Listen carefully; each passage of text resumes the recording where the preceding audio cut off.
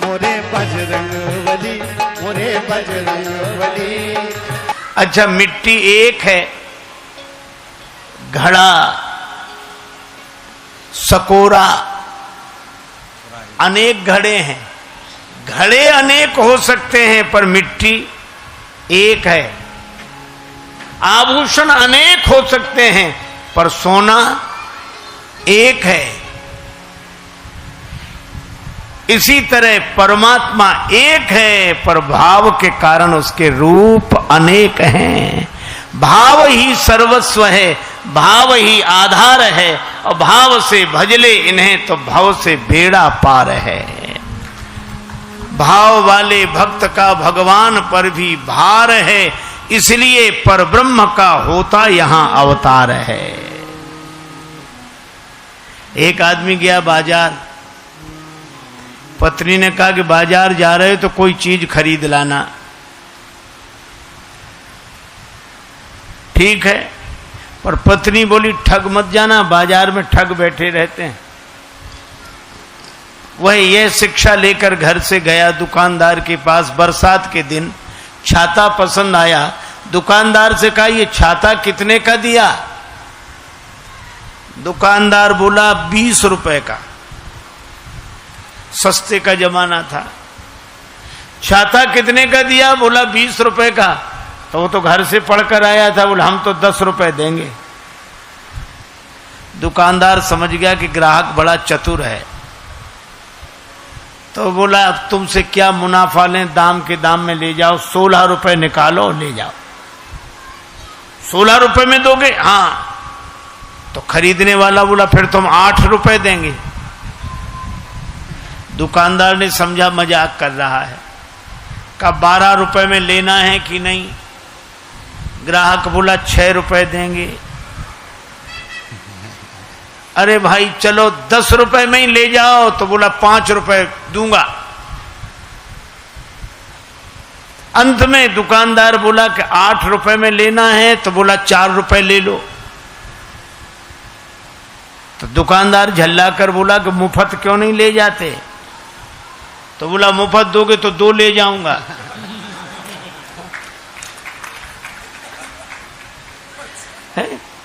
अब बोलो छाते जैसी चीज उसे मिली नहीं। क्यों नहीं मिली? क्योंकि वो किसी एक भाव में टिकता ही नहीं था। तो जब भाव में टिके बिना उसे छाता नहीं मिला, तो भाव में टिके बिना परमात्मा की छत्र छाया कैसे मिल जाएगी? भाव बिना बाजार में वस्तु मिले नहीं मोल, तो भाव बिना हरि क्यों मिले? इसलिए भाव सहित हरि बोल। भाव के कारण जो दशरथ जी के पुत्र बने वे ही विश्वामित्र जी के शिष्य।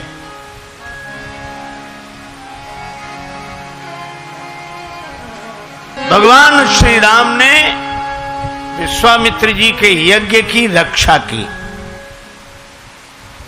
अब राम जी बोले गुरुदेव आपका यज्ञ पूरा हो गया, अब हमें अयोध्या वापस भेज दीजिए। गुरु जी बोले अभी नहीं, अभी एक यज्ञ और बाकी है। गुरुदेव उस यज्ञ का नाम क्या है? गुरु जी कहते हैं धनुष यज्ञ सुनी रघुकुल नाथा, हरसि चले मुनिवर के साथ। धनुष यज्ञ सुने रघुकुल नाथा, हरसि चले मुनिवर के साथ। धनुष यज्ञ सुनी रघुकुल नाथा, हरसि चले मुनिवर के साथ। यज्ञ सुन रघुकुल नाथा, हरसि चले मुनिवर के साथ।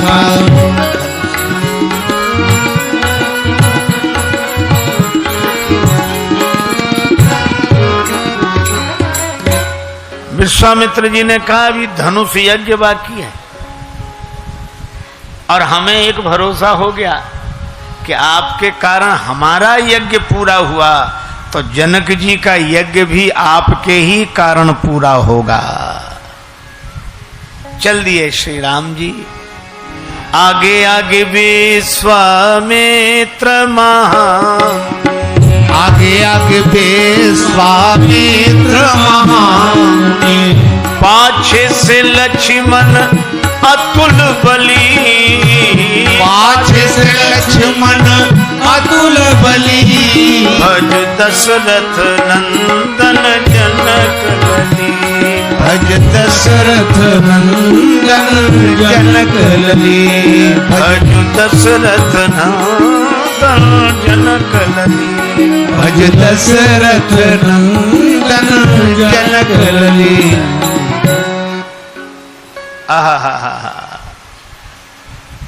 आगे गुरुदेव, उनके पीछे श्री राम जी, उनके पीछे श्री लक्ष्मण जी, ये यात्रा कर रहे हैं विदेह नगर की। और कितना सार्थक संकेत है कि विदेह नगर की यात्रा तभी सफल होती है जब हम गुरुदेव के पीछे पीछे चलें। आ गए शौक के आखिरी मोड़ पर, आ गए शौक के आखिरी मोड़ पर, राह के पेचोखम देखते देखते अब तो मंजिल पे एक दिन पहुंच जाएंगे, इनके नक्शे कदम देखते देखते। गुरुदेव के पीछे पीछे चले। महाजनो येन गतः स पंथः, महापुरुष जिस रास्ते से जाएं उसी रास्ते पर चलना चाहिए। लेकिन गुरुदेव के पीछे कौन चलता है? श्री राघवेंद्र के पीछे श्री लक्ष्मण है, और लक्ष्मण जी वैराग्य हैं, राम जी भगवान हैं। और कितना बढ़िया संकेत है कि वैराग्य जिसके पीछे पड़ा होता है वे ही गुरुदेव के पीछे पीछे चलते हैं।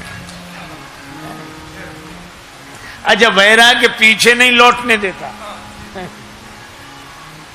वैराग्य पीछे नहीं लौटने देता, गुरुदेव आगे बढ़ाते हैं। तो जो वैराग्य के साथ गुरुदेव के पद चिन्हों का अनुकरण करेगा वो निश्चित रूप से विदेह नगर पहुंच जाएगा, इसमें कोई संदेह नहीं। लेकिन रास्ते में एक घटना घटी। आश्रम एक दीख मग माही, आश्रम एक दीख मग माही, आश्रम एक देख मग, खग मृग जीव जंतु तहनाही, ओ रामा आश्रम एक दीख, एक दीख, एक दीख।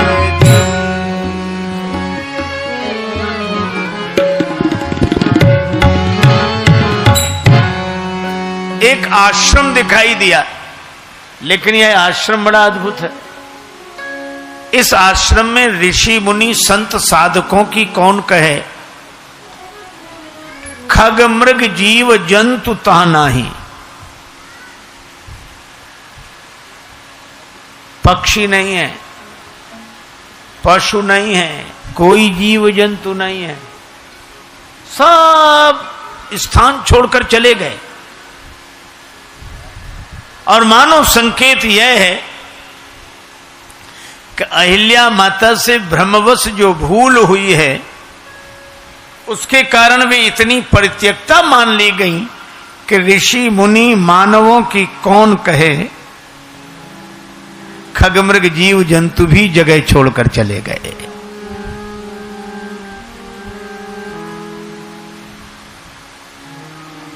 लेकिन अहिल्या जी वहीं पड़ी हैं, पत्थर की शिला बनी पड़ी है।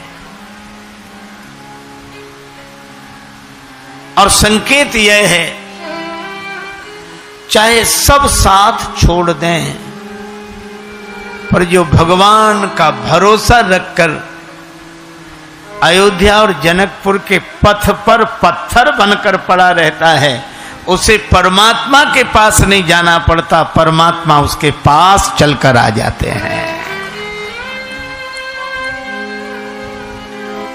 छोड़ दिया कोई बात नहीं। तभी तो श्री सदगुरुदेव नानक जी महाराज कहते हैं, संग सखा सब तजी गए,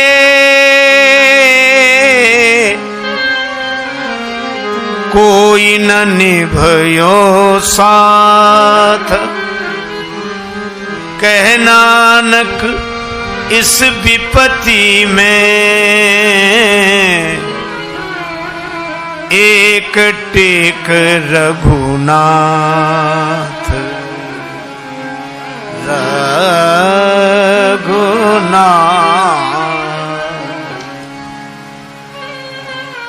कह नानक इस विपत में एक टेक रघुनाथ, जाऊं कहाँ तजी चरण तुम्हारे, जाऊं कहाँ तजी चरण,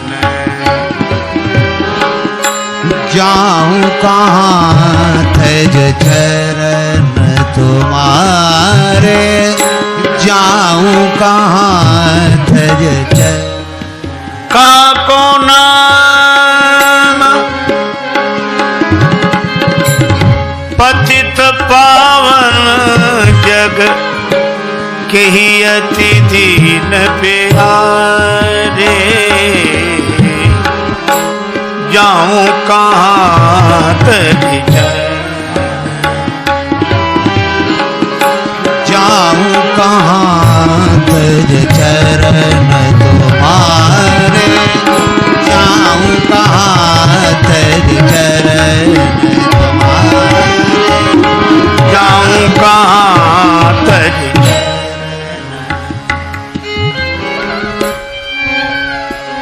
अहिल्या माता कहती हैं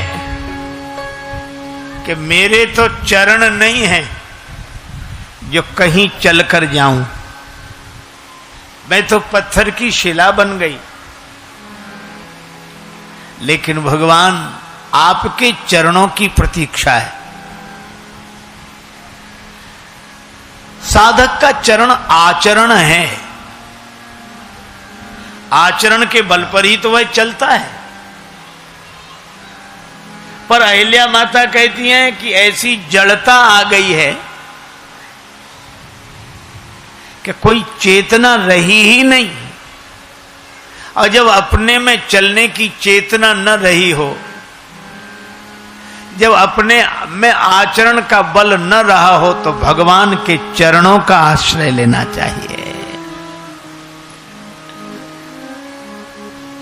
भगवान के प्रति जब कोई आश्रित हो जाता है तो भगवान आते हैं। इसलिए भक्त क्या कहते हैं, किस लिए आस छोड़े कभी ना कभी, किस लिए आस छोड़े कभी ना कभी, इसलिए आस छोड़े कभी ना कभी, क्षण विरह के मिलन में बदल जाएंगे, क्षण विरह के मिलन में बदल जाएंगे, लिए आस छोड़े कभी ना कभी। नाथ कब तक रहेंगे कड़े एक दिन, नाथ कब तक रहेंगे कड़े एक दिन, देख कर प्रेम आंसू पिघल जाएंगे, देख कर प्रेम आंसू पिघल जाएंगे, इसलिए आस छोड़े कभी ना कभी, इसलिए आस छोड़े कभी ना कभी। भगवान आए हैं किन किन के लिए?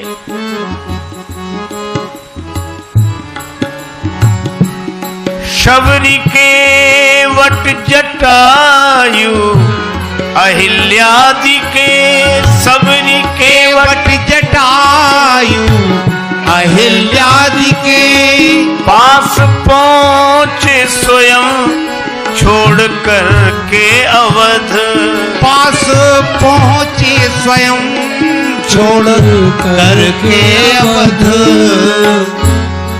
ये है घटनाएं सच तो भरोसा हमें, ये है घटनाएं सच तो भरोसा हमें। खुद व खुद आप करके मिल जाएंगे, खुद बा खुद आप करके मिल जाएंगे।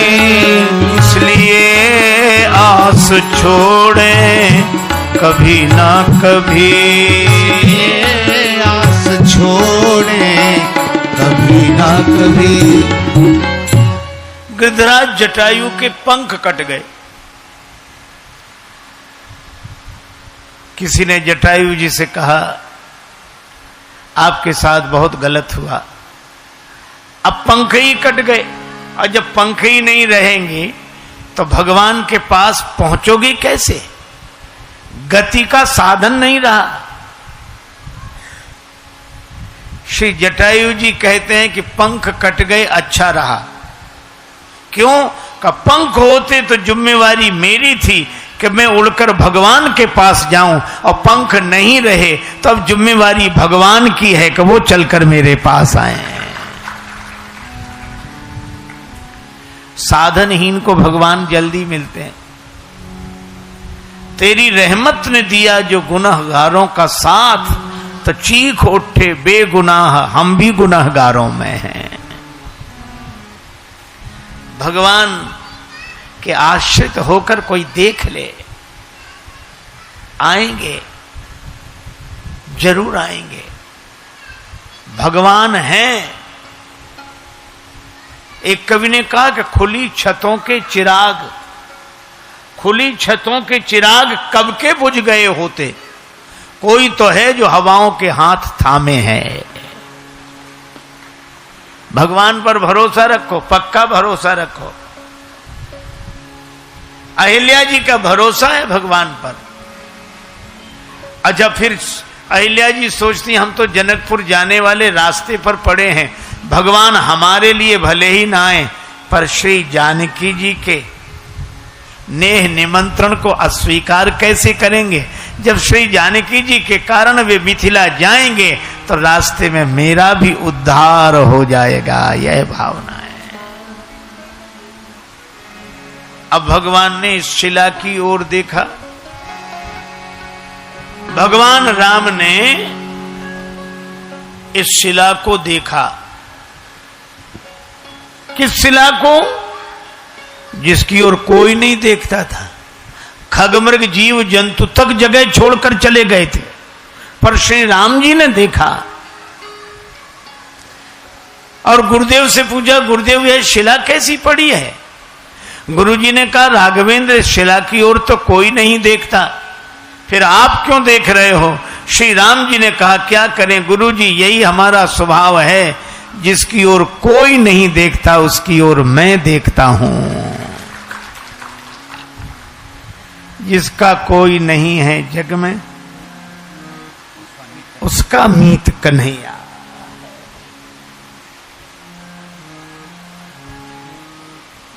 अच्छा राम जी, आप देख रहे हैं शिला की ओर? हाँ। उद्धार करना चाहते हैं? नहीं नहीं गुरुदेव, उद्धार नहीं करना चाहते। फिर कर्ज चुकाना चाहता हूं। आप पर भी किसी का कर्ज है। ये कर्ज का मर्ज बहुत बुरा है, बहुत।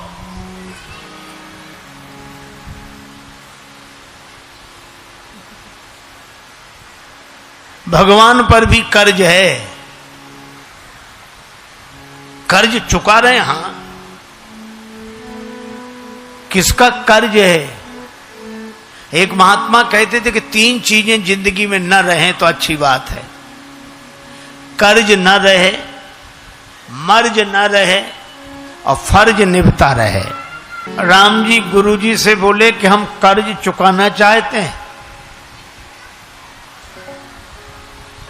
गुरु जी ने कहा, राम जी आप पर भी कर्ज?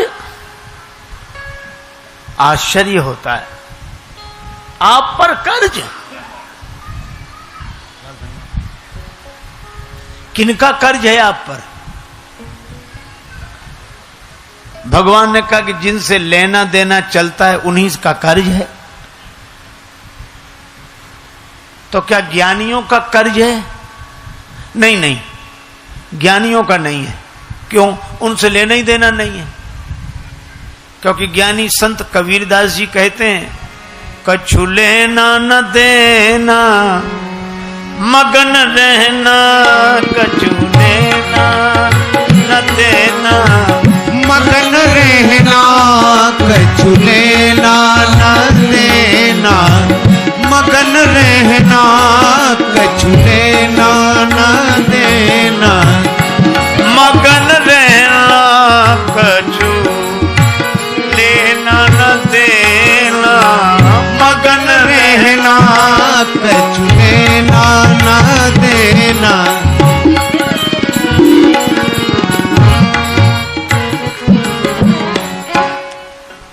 ज्ञानी जन तो कहते हमें कोई लेना देना नहीं, तो कछु लेना न देना। तो ज्ञानियों को किसी से कोई लेना देना नहीं। आत्मन्य वात्मना तुष्ट, वो अपने आप से अपने आप में संतुष्ट हैं। भगवान कहते हैं कि जब ज्ञानी जनों को हमसे कोई लेना देना नहीं है तो हमें ज्ञानियों से क्या लेना देना है?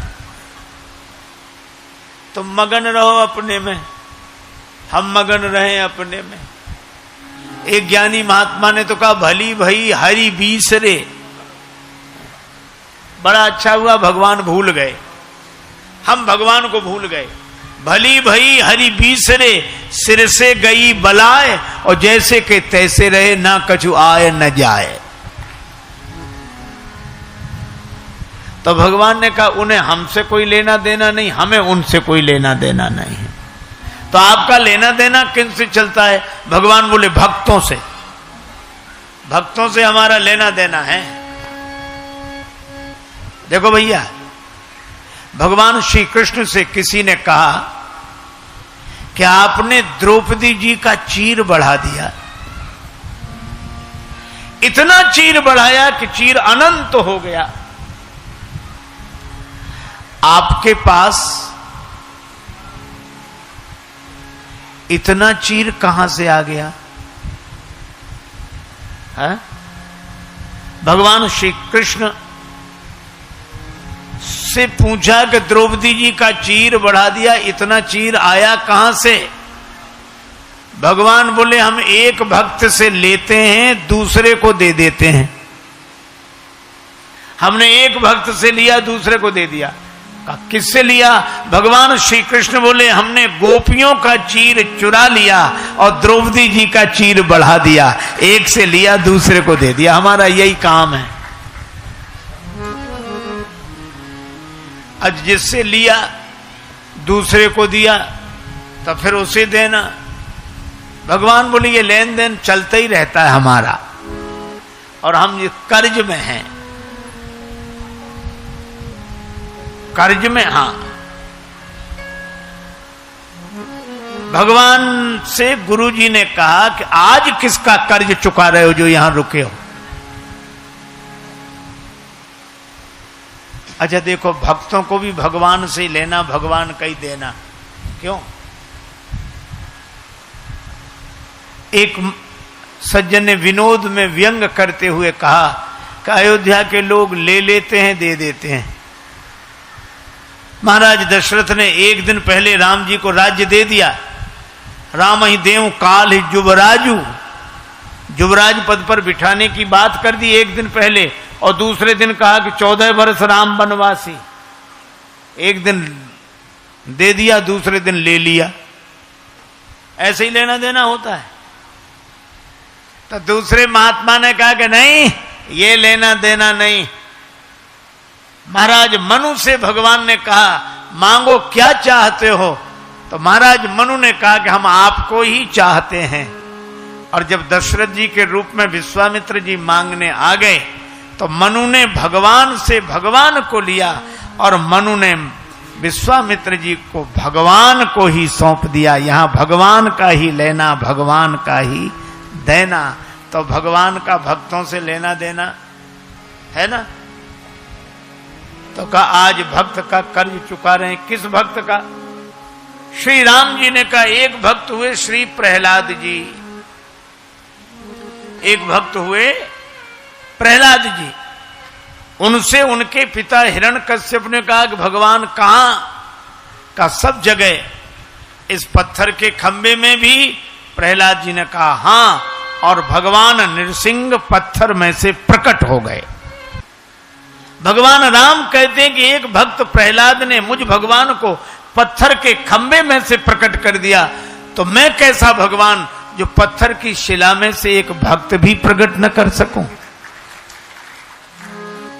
कर्ज चुक जाएगा। मैं पत्थर की शिला में से भक्त को प्रकट करूंगा। आहा हा हा। गुरुदेव बोले कर्ज चुकाना है कहां?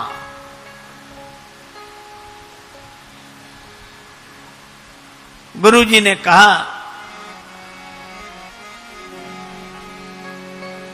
मन ते सुचि संयमहीन भई, पति त्याग दई पछितावत है। करनी बिगड़ी, करनी बिगड़ी, अब करनी की कछु बिगड़ी करनी को सुधारत है।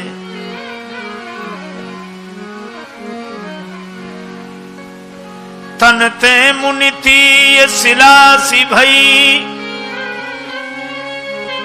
मनते नहीं आन निहारत है।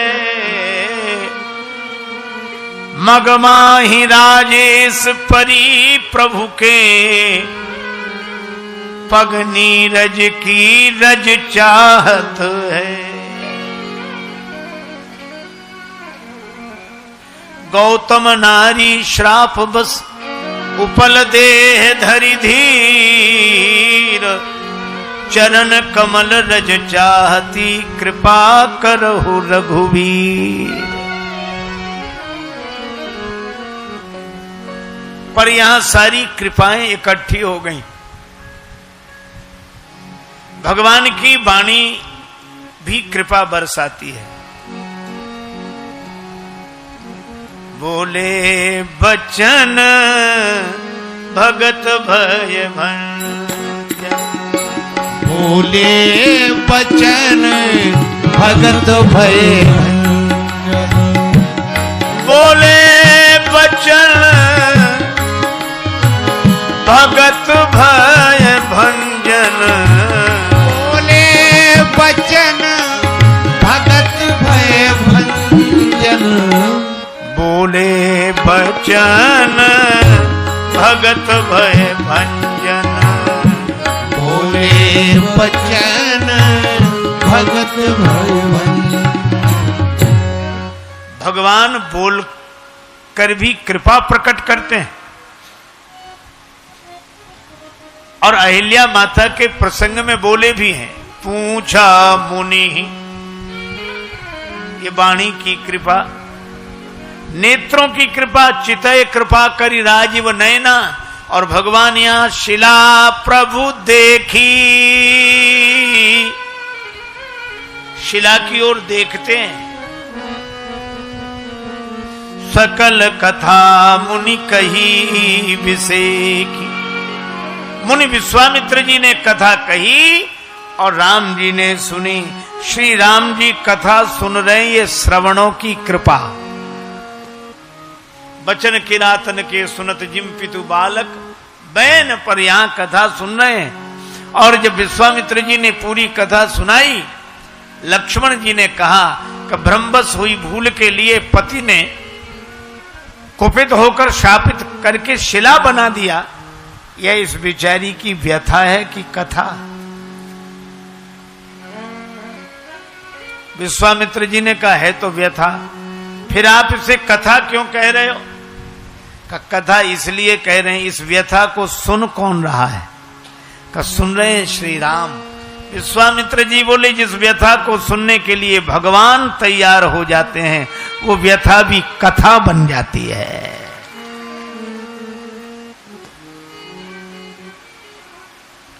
जिन जिन का कष्ट आपने प्रभु दूर कर दिया, उन भक्तों ने ही आपको मशहूर कर दिया। जगत से अगर चोट खाई न होती, प्रभु याद तेरी भी आई न होती।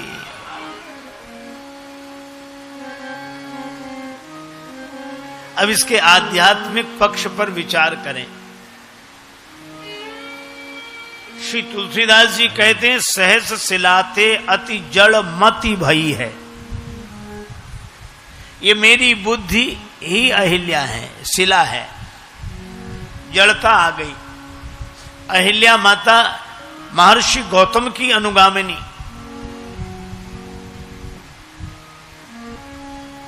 छल इंद्र के छल से परिचित न हो सकी, गौतम जी के स्थान पर इंद्र को स्वीकार कर लिया।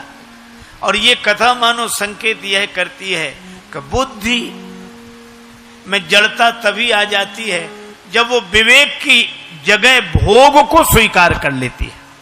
जब विवेक के रूप में भोग को स्वीकार कर लेती है। इंद्र माने स्वर्ग का राजा, मूर्तिमान भोग, और ऋषि गौतम माने मूर्तिमान विवेक, और अहिल्या माने बुद्धि का। जब बुद्धि भोग को विवेक के रूप में स्वीकार कर लेती है तो उसमें जड़ता आ ही जाती है।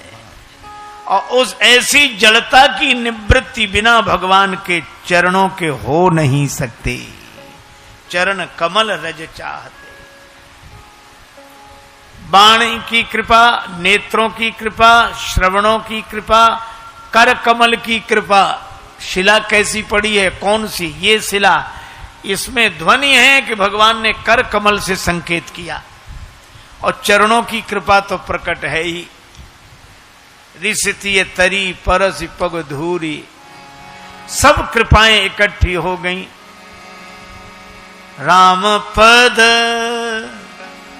पदुम पराग परी,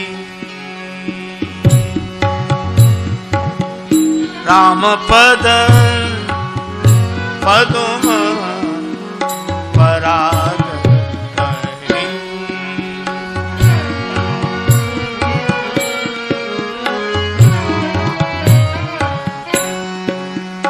राम पद पदुम पराग परी,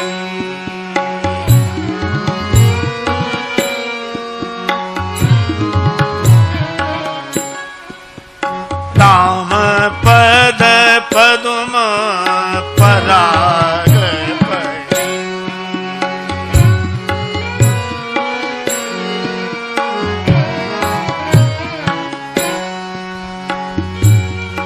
चरणों का आश्रय ले लिया अहिल्या माता ने। अहिल्या जी ने कहा कि प्रभु, आप नेत्रों से देखकर भी मेरा कल्याण कर सकते हैं, पर इस तरह मत करिए। जब आपके नेत्र मुझे देखेंगे तो मेरे दोष भी आपको दिखाई देंगे। कर कमल में धनुष्वाण रहता है, तब धनुष्वाण न्याय के लिए तैयार हो जाएगा। आपके चरण अच्छे हैं, इन चरणों में जो आकर गिर जाता है उसके गुण दोष देखे नहीं जाते। औरों का उद्धार आप आंख खोलकर करें, हमारा उद्धार तो आंख मूंद कर ही कर दीजिए। और मुझे चरण ही नहीं, चरण कमल रज, ये रज शब्द बड़ा अच्छा है। रज धूल को कहते हैं। और ये रज जिसकी आंखों में गिर जाए तो खुली हुई आंख बंद हो जाती है। अहिल्या जी कहती है, मेरा पतन रज के कारण ही हुआ, और रज से ही उद्धार हो। रज माने रजोगुण। जब रजोगुण जगत से जुड़ता है तो काम बनकर जीवन को नष्ट कर देता है, और जब हमारे मन का रजोगुण राम से जुड़ता है तो प्रेम बनकर हमारा उद्धार कर देता है। तो रज से ही पतन, रज से ही उद्धार। पानी में डूबने वाला पानी का ही सहारा लेता है तब पार हो पाता है, धरती पर गिरने वाला धरती का ही सहारा लेता है तब उठ पाता है। इसी तरह रज के द्वारा जिनका पतन हुआ उसका उद्धार भी रज के द्वारा हो तो दुनिया चमत्कृत हो जाएगी।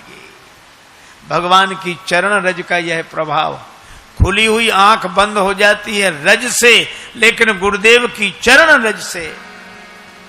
गुरुपद रज मृदु मंजुल अंजन, नयन अमीय द्रग दोष विभंजन। तो राम जी की चरण रज से मेरा उद्धार हो।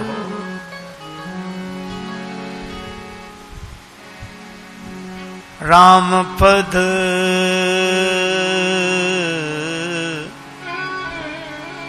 पदुम पराग परी, राम पद पदुम पराग परी।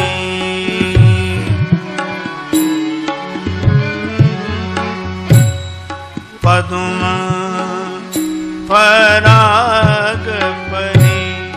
चरण अहिल्या माता के सिर पर रखा गया। अहिल्या माता पाषाणी से प्रकट हो गई, मूर्ति बनकर प्रकट हो गई, और राम जी के आगे हाथ जोड़ लिए। जुगल नयन जलधार बही, पत्थर की शिला पानी बनकर बहने लगी।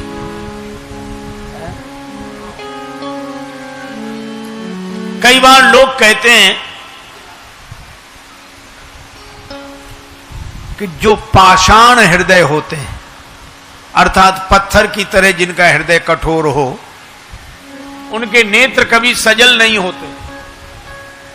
और एक कवि ने बड़ी अच्छी बात कही कि लोग कहते हैं कि संगे दिल के आंख से आंसू नहीं आते।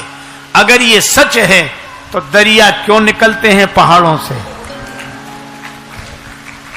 नदियों का जन्म पर्वतों से क्यों हो? कोई पिघलाने वाला चाहिए। और अहिल्या माता ने एक बात कही कि सारा संसार उनकी सहायता करता है, सारा संसार उनकी सहायता करता है जो सक्षम है।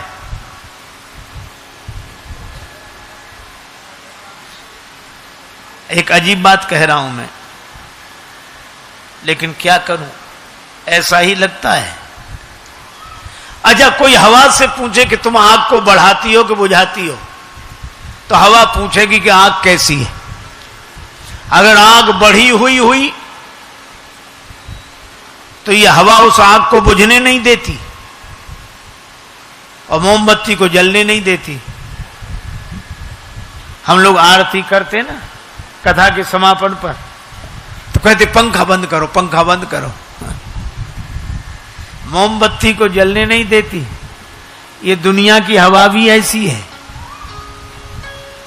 बड़ों बड़ों को बढ़ाती है और छोटे मोटे को तो उसकी तरफ देखती ही नहीं। वही काम कोई छोटा, तुम रहना, अरे वाह उनका क्या कहना, वाह। ये हवा दुनिया में आकर वाह हो जाती है, और वाह का उल्टा हवा ही है।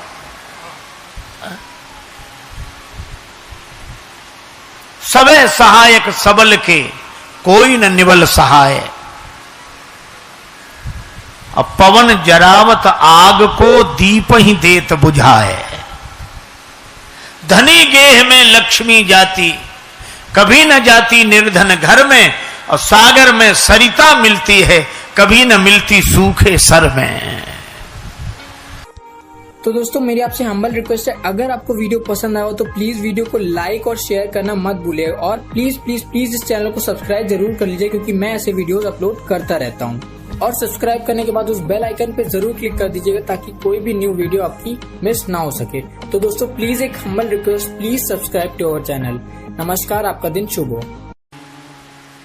देख लिया संसार हमने देख लिया, देख लिया संसार हमने देख लिया, सब मतलब के यार हमने देख लिया, सब मतलब के यार हमने देख लिया। तन निरोग धन जेब में जब तक, तन निरोग धन जेब में जब तक, मन से सेवा करोगे तब तक, मन से सेवा करोगे तब तक, मन से सेवा करोगे तब तक, मन से सेवा करोगे तब तक, मानेगा परिवार हमने देख लिया, मानेगा परिवार हमने देख लिया। जिस जिसका विश्वास किया है, जिस जिसका विश्वास किया है, उसने हमें निराश किया है, उसने हमें निराश किया है। बनकर रिश्तेदार हमने देख लिया, बनकर रिश्तेदार हमने देख लिया। कहीं चोट लग जाए न तन को, कहीं चोट लग जाए न तन को, सभी समझते हैं निर्धन को, सभी समझते हैं निर्धन को।